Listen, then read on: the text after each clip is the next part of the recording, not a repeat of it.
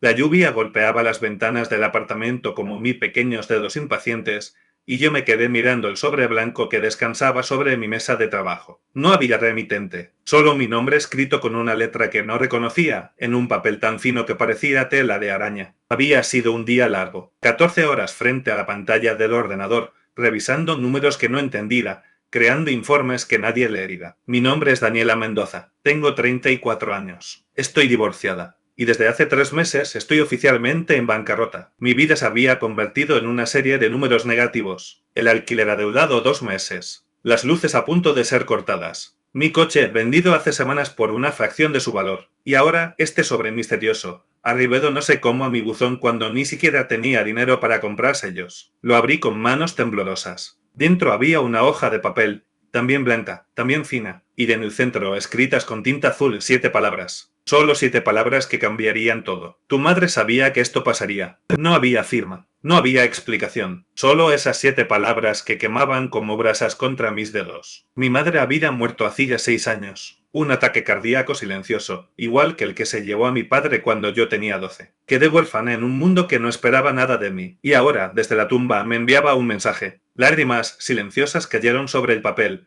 borrosa la tinta que había escrito mi salvación o mi condenación. Mi madre era una mujer de silencios profundos y secretos más profundos aún. Carmen Elena Vega había crecido en un pequeño pueblo de Extremadura, hija de un constructor de iglesias y de una mujer que bordaba manteles para las familias más ricas del región. Desde pequeña, mi madre aprendió que las palabras eran peligrosas, que los secretos mantenían a las familias unidas. Mi padre, Álvaro Mendoza, era un hombre diferente. Español de nacimiento, mexicano de corazón. Había llegado a Madrid con 25 años y un sueño: construir algo que durara más que él. Compró terrenos, levantó edificios, fundó una empresa que algún día sería mi herencia. Yo nací cuando él tenía 40 años. Una sorpresa tardía, un regalo que vino después de que los médicos dijeran que no podría tener hijos. Mi madre tenía 36 y yo era su milagro personal. Criéme entre andamios y planos. Mi padre me llevaba a las obras, me explicaba cómo el cemento se secaba, cómo el acero soportaba el peso de los sueños ajenos. Mi madre me esperaba en casa con comida caliente y preguntas que nunca hacía. ¿Cómo estás, hija? Bien, mamá. ¿Y en la escuela? Bien. Así éramos nosotros. Bien. Siempre bien. Una familia bien avenida, con una empresa próspera, una casa amplia, un futuro brillante. Todo estaba bien, hasta que no lo estuvo más. Tenía 17 años cuando mi padre murió. Un derrumbe en una obra de Valencia. 13 trabajadores murieron con él. Cimientos mal calculados, sobornos aceptados, permisos falsificados. Mi padre había construido su imperio sobre cimientos podridos. La investigación reveló todo. Los periódicos publicaron titulares devastadores. El magnate de la construcción, héroe o villano. Descubrimos que mi padre había pagado sobornos a funcionarios municipales, que había ignorado informes de seguridad, que había priorizado los beneficios sobre las vidas. Mi madre no lloró durante el funeral, se quedó de pie, rígida como una estatua de mármol,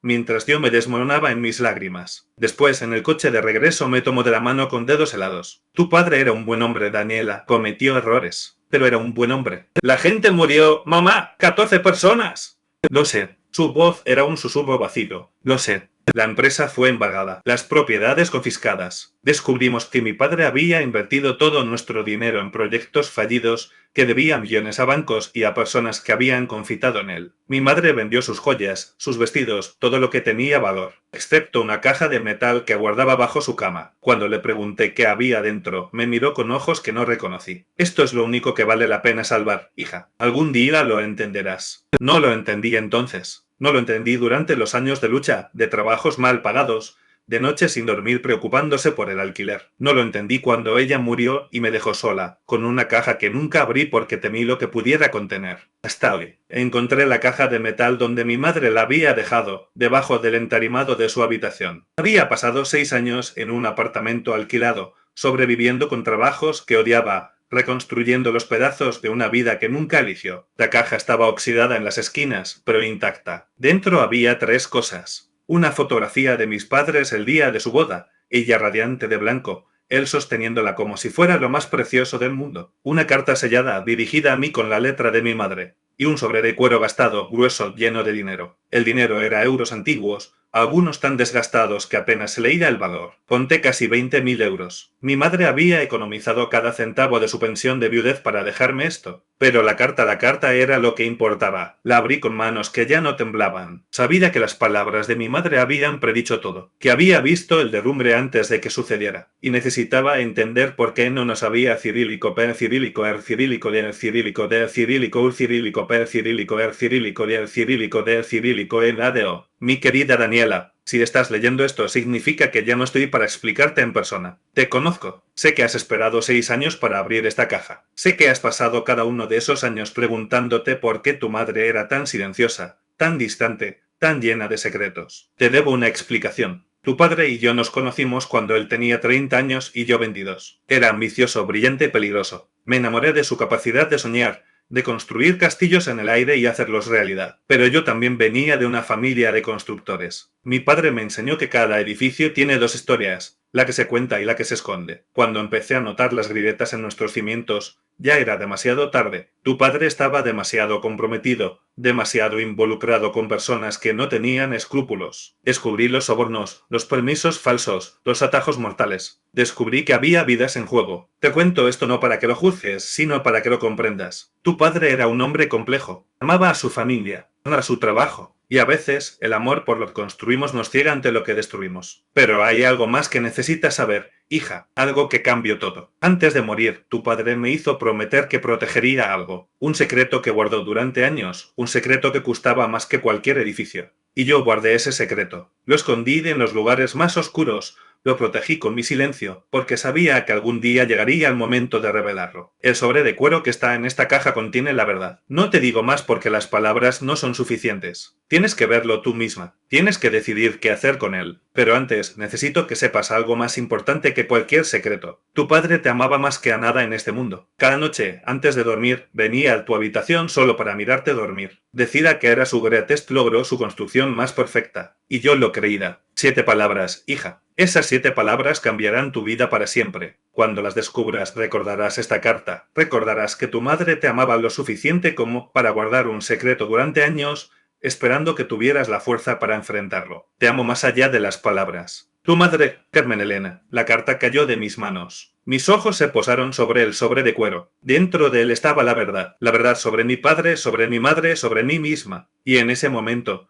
mientras la lluvia seguía golpeando las ventanas y el apartamento se sumergía en sombras, entendí que mi vida estaba a punto de cambiar para siempre. Dentro del sobre de cuero había documentos, fotografías y una carta escrita con la letra de mi padre. Las fotografías mostraban a mi padre con un niño pequeño. Un niño de quizás 8 años, con sus mismos ojos oscuros, su misma sonrisa cautelosa. En una de las fotos, mi padre sostenía al niño en brazos, y había algo en su rostro que nunca había visto antes. Amor, culpa, un dolor profundo. La carta estaba datada de 3 meses antes de su muerte. Mi Carmen Elena, si estás leyendo esto significa que ya no estoy para explicarlo yo mismo. Sé que has sospechado durante años. Sé que has visto las fotos, los documentos, las transferencias bancarias. Y sé que has tenido la decencia de no preguntar. El niño se llama Alejandro. Tiene 9 años. Y es mi hijo. No me mires con odio, mi amor. No juzgues antes de entender. Alejandro es el resultado de un error que cometí cuando tenía 28 años,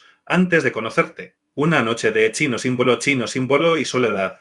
Un amor que no debió existir.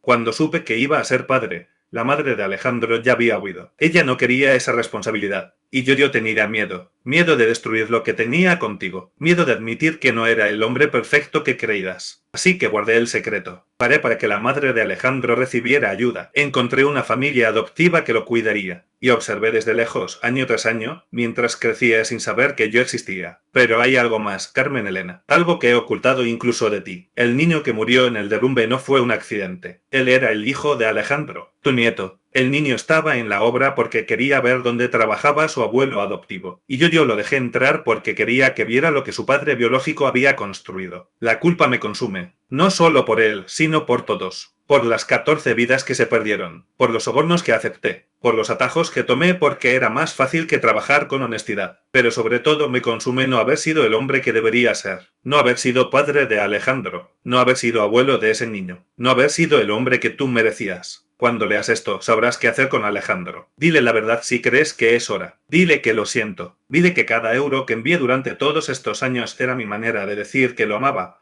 aunque nunca pude decírselo en persona. Y dile a Daniela, dile que la amo, que construí un imperio pensando en ella, aunque construí mal, que ella era mi razón para levantarme cada mañana, que la siento en cada edificio que dirigí, en cada pared que levanté, en cada sueño que intenté hacer realidad. Perdóname, Carmen Elena. Perdónenme los dos. Su padre, Álvaro. Las lágrimas caían sin control sobre los documentos. Mi padre había tenido otro hijo, un hermano que nunca conocí, un sobrino que murió en el derrumbe que él mismo causó. Y mi madre lo sabía. Había guardado el secreto durante años esperando que yo estuviera lista para enfrentarlo. Tardé 3 meses en encontrar a Alejandro. Vivía en Barcelona en un apartamento pequeño cerca del puerto. Tenía 32 años. Trabaja como profesor de historia en un instituto público. Nunca se había casado. Nunca había tenido hijos.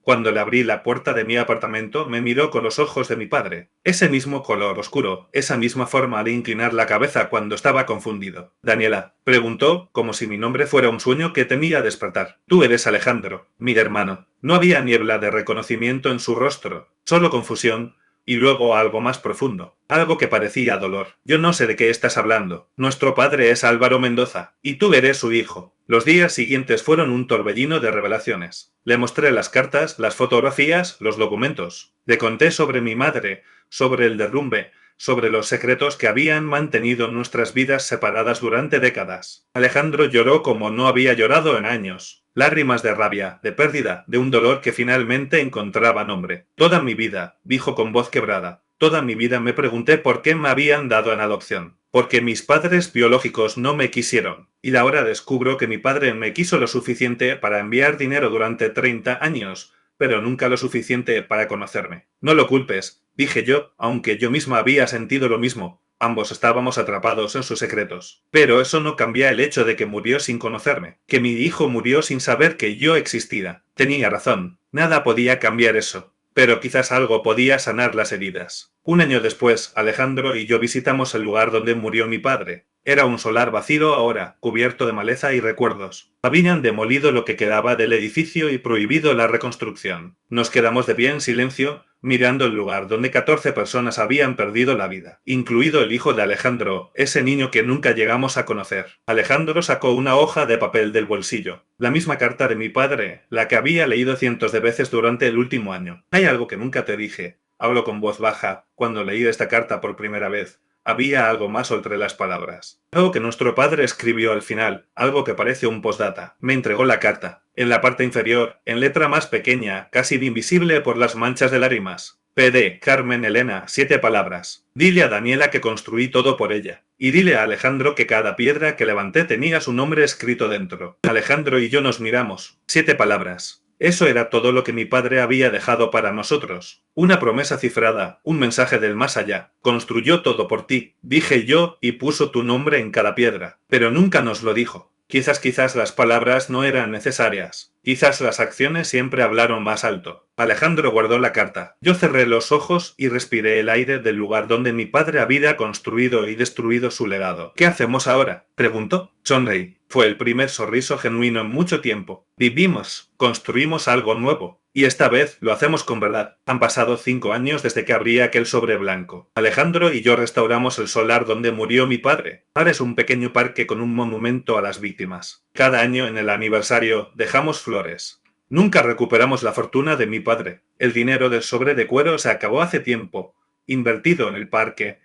Chino símbolo, chino símbolo, chino símbolo para los hijos de los trabajadores que murieron en una fundación que lleva su nombre con una advertencia. Construir con honestidad. Pero hay algo que nadie puede quitarnos. La verdad, el conocimiento de que mi padre fue un hombre complejo, con errores enormes y un amor aún más enorme. Y yo aprendí que las palabras, aunque dolorosas, pueden sanar. Alejandro enseña historia ahora, pero también enseña a sus alumnos sobre su abuelo, sobre los peligros de los atajos, de los secretos, de construir sobre cimientos falsos. Y yo escribo historias como esta, porque creo que las palabras tienen poder, el poder de conectar, de sanar, de cambiar vidas. Porque al final, todo se reduce a 7 palabras. Las palabras que mi padre escribió hace más de una década. Las palabras que mi madre custodió durante años. Las palabras que finalmente me llegaron en un sobre blanco bajo la lluvia. Construí todo por ti. Simple, poderosas. eternas, y 7 palabras que cambiaron mi vida para siempre.